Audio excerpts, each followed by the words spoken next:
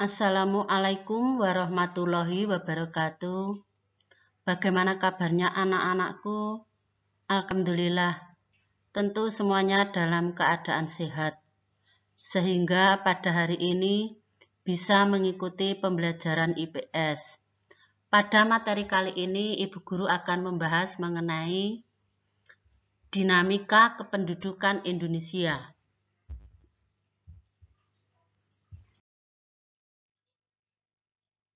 Dinamika penduduk adalah perubahan atau pertumbuhan jumlah penduduk dari waktu ke waktu. Hal ini disebabkan karena adanya peristiwa kelahiran, kematian, dan perpindahan penduduk. Ketiga hal tersebut dikenal dengan istilah unsur-unsur dinamika penduduk.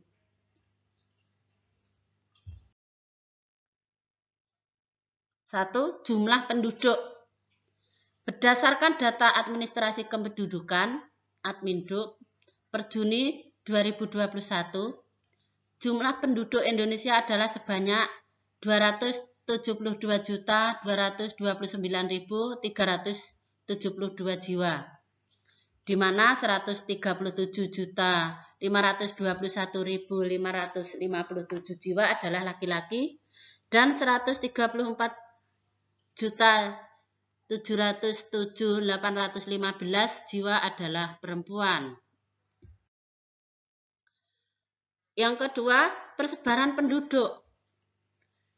Persebaran penduduk di Indonesia tidak merata, baik persebaran antar pulau, provinsi, kabupaten, maupun antara perkotaan dan pedesaan. Akibat dari tidak meratanya penduduk yaitu luas lahan pertanian di Jawa semakin sempit, lahan bagi petani sebagian dijadikan pemukiman dan industri. Ketiga, komposisi penduduk. Komposisi penduduk adalah pengelompokan penduduk atas dasar kriteria tertentu dan untuk tujuan tertentu pula. Misalnya, pengelompokan penduduk berdasarkan umur dan jenis kelamin, tingkat pendidikan, dan pekerjaan.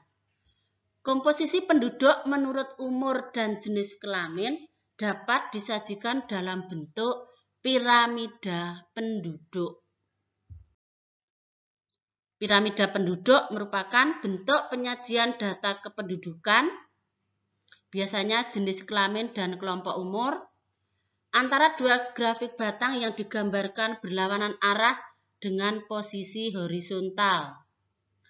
Perlu diketahui bahwa piramida penduduk bisa berbeda di tiap wilayah atau negara.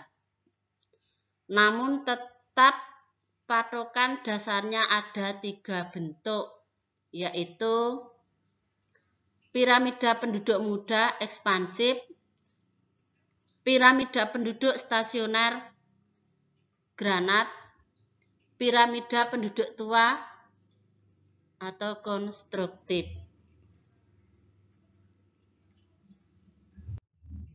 Keempat, pertumbuhan dan kualitas penduduk. Pertumbuhan penduduk adalah keseimbangan dinamis antara kekuatan yang menambah dan kekuatan yang mengurangi jumlah penduduk. Ada beberapa faktor yang mempengaruhi pertumbuhan penduduk, yakni kelahiran, kematian, dan migrasi. Kelahiran dan kematian disebut faktor alami, sedangkan migrasi disebut faktor non-alami.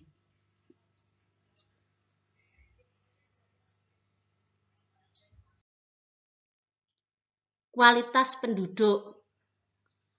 Di Indonesia, masalah kualitas penduduk yang terjadi dipengaruhi oleh masih rendahnya tingkat pendidikan, rendahnya tingkat kesejahteraan, yang kemudian dapat berpengaruh pada pendapatan per kapita masyarakat tersebut.